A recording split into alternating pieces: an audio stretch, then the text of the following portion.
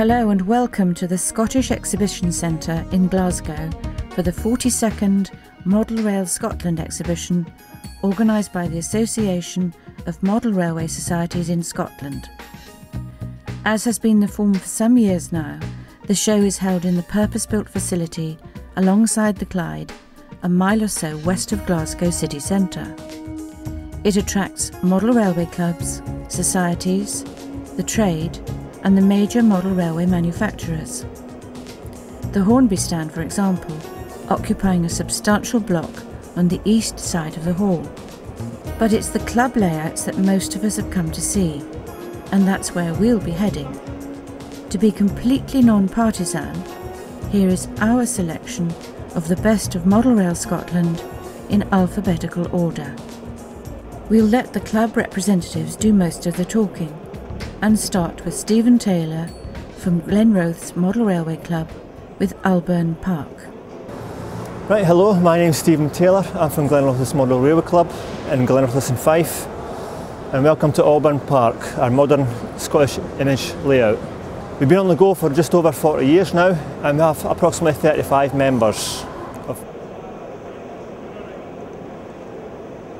There's currently 4 layouts within the club. We've got an O gauge, an N gauge, and we've got 2 00 layouts set up at the present. Other layouts are actually in progress, getting built just now, rebuilt. Alburn Park layout is actually named after one of the streets within our local area. That's how we arrived at the name. Now the layout itself is 3 continuous loops, continuous running, and has modern colour light signals. And it's classic 2-rail electric. The stock on the layout is from various members and ranges from super detailed just out of the box.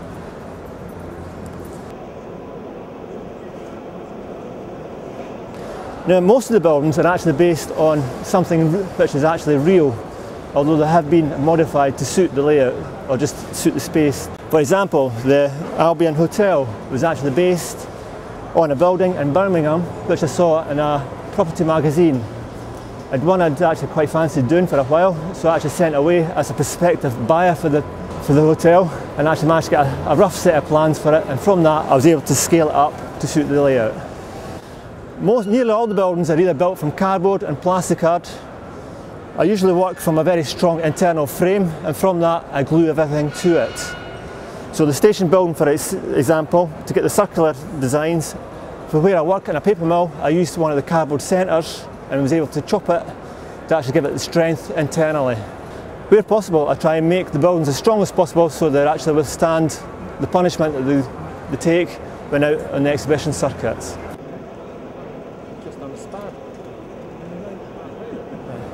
One of my other interests as well is I'm interested in the fire service. So this layout at some stage was going to have a fire station.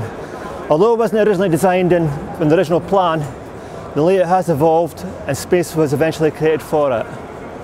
Now the actual fire station is not actually based on any specific building, however inspiration was drawn from the fire stations at Tollcross in Edinburgh and Falkirk Fire Station in Central Scotland Brigade. Right, with a little bit of imagination, anything can be put to use to create the roof structures or the building itself. And for example, on the fire station, this bit here, that's actually a trifle bowl just turned upside down and painted silver. The fire engines themselves are actually mainly Prizer Y-King vehicles which have been customised to the British look. And some of the appliances, for example the hydraulic platform which is turning out from the fire station, is actually based on the one in Dunfermline and Kirkcaldy and Fife. Right, the bus station is actually based on the actual bus station in Glenrothes. I was actually quite fortunate with this building. As it was designed by Fife Council, I was able to speak to the architect and he was able to courteously give me a set of plans from which I was able to work from. Stephen and the club went on to win the Ross Trophy, presented for buildings and scenic detail any scale, for the bus station. Perhaps not surprising when you consider the research undertaken and the care and skill in its production.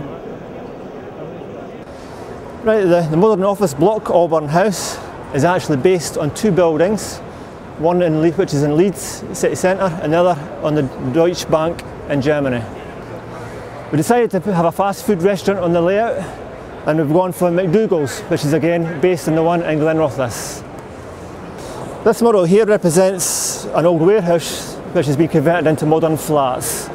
Inspiration for this design was actually taken from two buildings in London, one at the wharf, China Wharf in London, another one a block of flats which is just round the corner. Well done, Stephen. We particularly liked it when you said, sometime or another, this layout was going to have a fire station. Good for you. The state-of-the-art buildings really allow a modern image layout to look as it should, and an inspiration for those looking for modelling ideas. The next layout is Alloa, from the Scottish Region Study Group. Basically a group of 4 like-minded individuals dedicated to the production of excellence. In this case, a fine-scale 00 layout based on a real station and its surroundings in the 1950s to 1960s. Study the members have certainly had to do. Little is left for reference of the 1960s Alloa station. In fact, much of the site is now occupied by an Asda supermarket. We'll let one of the big 4, Stephen Turnbull, fill us in on the details.